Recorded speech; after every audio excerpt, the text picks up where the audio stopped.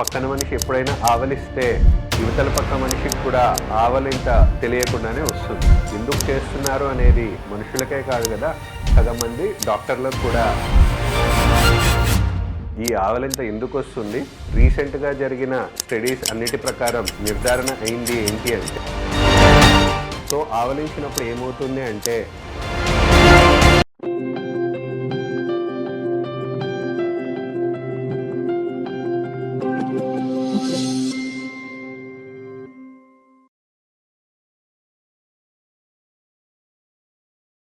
అందరూ మనుషులు కూడా ప్రతిరోజు ఈ పనిని రోజులో ఏదో ఒక టైంలో చేస్తూనే ఉంటారు.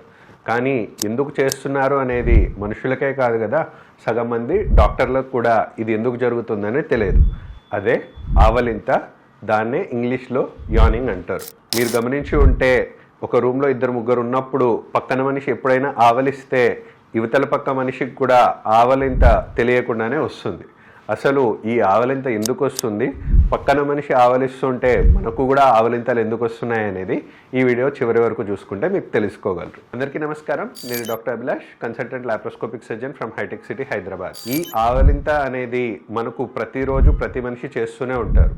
ఇదివరకు మనకు సైన్స్లో ఏమనుకునే వాళ్ళు అంటే ఆవలింత వచ్చినప్పుడు బ్రెయిన్కి ఆక్సిజన్ తక్కువైనప్పుడు ఆవలింత వస్తుంది అనుకునేవాళ్ళు. కానీ రీసెంట్గా జరిగిన స్టడీస్ అన్నిటి ప్రకారం నిర్ధారణ అయింది ఏంటి అంటే, బ్రెయిన్ చల్లబడాలి అనే ప్రక్రియలో మనకు ఈ ఆవలింతలు వస్తాయని చెప్పడం జరిగింది. సో ఆవలించినప్పుడు ఏమవుతుంది అంటే మనిషి నోరు బాగా వైడ్ ఓపెన్గా తెరుచుకుంటారు. సో ఇలా తెరుచుకోవడం వల్ల మనకు తెలియకుండానే ఒక సడన్గా గాలి అనేది చల్లగాలి లోపలికి వెళ్తుంది.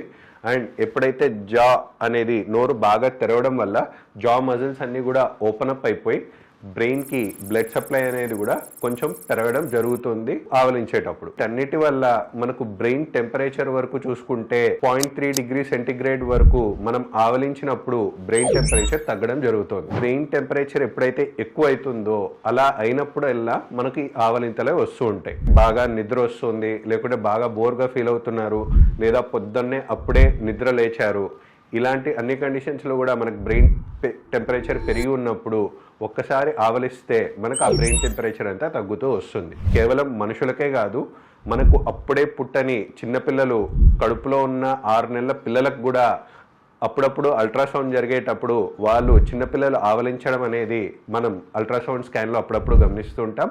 అండ్ ఇది కేవలం మనుషులకే కాకుండా కుక్కలు, కొన్ని జంతువులు కూడా ఆవలింత అనేవి చేస్తూనే ఉంటాయి.